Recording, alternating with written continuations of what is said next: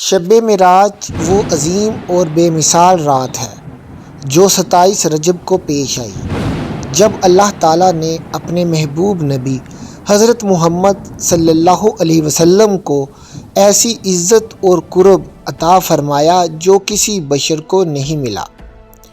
شب معراج وہ عظیم رات ہے جو اللہ تعالیٰ نے اپنے محبوب نبی حضرت محمد صلی اللہ علیہ وسلم کو تسلی، عزت اور قرب عطا کرنے کے لیے منتخب فرمائی، اور یہ اس وقت پیش آئی جب آپ صلی اللہ علیہ وسلم ظاہری طور پر شدید آزمائشوں سے گزر رہے تھے۔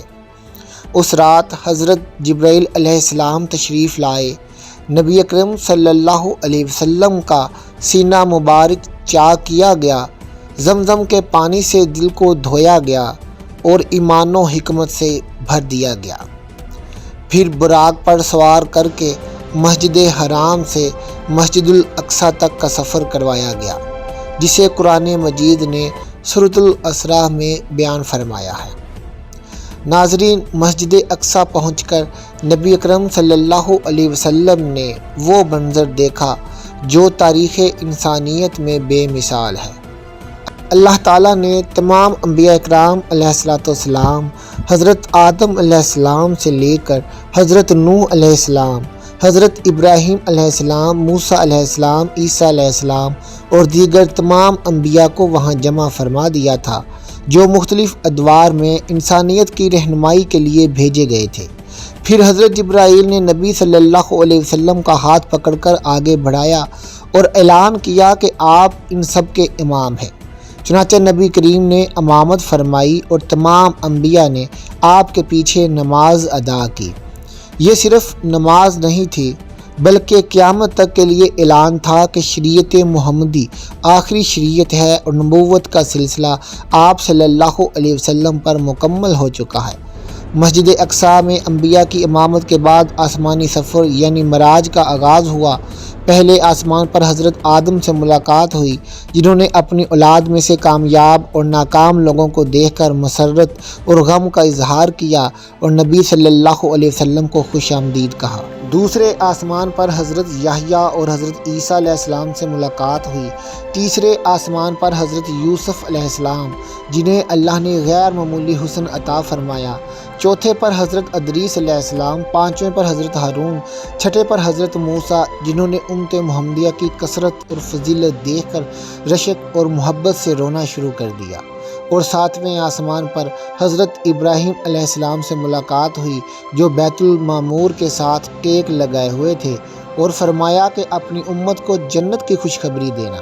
اس کے بعد نبی صلی اللہ علیہ وسلم سدرۃ المنتہا تک پہنچے، جہاں جبرائیل علیہ السلام رک گئے اور عرض کیا کہ اس مقام سے آگے بڑھنا ان کی استطاعت سے باہر ہے۔ یہاں نبی کریم صلی اللہ علیہ وسلم کو اللہ تعالیٰ کا وہ خاص قرب نصیب ہوا جس کی کیفیت کو الفاظ میں بیان نہیں کیا جا سکتا، اور اسی مقام پر امت محمدیہ کو نماز کا عظیم تحفہ عطا کیا گیا۔ اللہ تعالیٰ نے ابتدا میں 50 نمازیں فرض فرمائیں، مگر حضرت موسیٰ علیہ السلام کے مشورے پر نبی اکرم صلی اللہ علیہ وسلم بار بار بارگاہ الہی میں واپس گئے اور امت کے لیے آسانی طلب کی، یہاں تک کہ 5 نمازیں رہ گئیں، مگر اللہ نے فرمایا کہ اجر 50 کا ہی رہے گا۔ یوں نماز کو مومن کی معراج قرار دے دیا گیا۔ اس کے بعد نبی کریم صلی اللہ علیہ وسلم اسی رات واپس مکہ مکرمہ تشریف لے آئے، اور یہ پورا سفر ایک ہی رات میں مکمل ہو گیا، حتیٰ کہ بعض روایات کے مطابق آپ صلی اللہ علیہ وسلم کے بستر کی گرمی باقی تھی، اور وہ پانی کا برتن جو آپ صلی اللہ علیہ وسلم نے چھوڑا تھا اب تک بہہ رہا تھا، گویا وقت کو روک دیا گیا ہو۔ صبح جب نبی کریم صلی اللہ علیہ وسلم نے قریش کو یہ واقعہ سنایا تو انہوں نے تمسخر کیا، مگر حضرت ابوبکر رضی اللہ تعالیٰ عنہ نے فوراً تصدیق کرتے ہوئے فرمایا، اگر محمد صلی اللہ علیہ وسلم نے فرمایا ہے تو وہ یقیناً سچ ہے، اور اسی دن انہیں صدیق کا لقب ملا۔ شب معراج ہمیں یہ سبق دیتی ہے کہ اللہ کی راہ میں صبر کرنے والوں کے لیے آسمانوں کے دروازے کھل جاتے ہیں، سجدہ انسان کو بلندیوں تک لے جاتا ہے، اور جو نماز کو تھام لیتا ہے وہ کبھی اللہ سے جدا نہیں ہوتا۔ ناظرین، اگر آپ کو یہ ویڈیو پسند آئی اور آپ بھی چاہتے ہیں کہ آپ کی زندگی میں ایمان اور روحانی بصیرت میں اضافہ ہو تو سب سے پہلے میرے چینل کو سبسکرائب کریں تاکہ ایسی اور بھی معنوی اور روحانی ویڈیوز آپ تک پہنچتی رہیں۔ ویڈیو کو لائک کریں اور نیچے کومنٹ میں اپنی رائے اور دعا لکھیں، کیونکہ آپ کی رائے ہمارے لیے بہت اہم ہے۔ اور یاد رکھیں، شب معراج صرف سننے کے لیے نہیں بلکہ عمل کرنے کے لیے ہے۔ نماز کو اپنی زندگی میں جگہ دیں، اللہ کے قرب کے لیے دل کو صاف رکھیں اور ہر قدم پر نبی صلی اللہ علیہ وسلم کی سنت پر چلنے کی کوشش کریں۔ ملتے ہیں آپ سے اپنی اگلی ویڈیو کے ساتھ، تب تک اپنا بہت خیال رکھیے گا۔ اللہ حافظ۔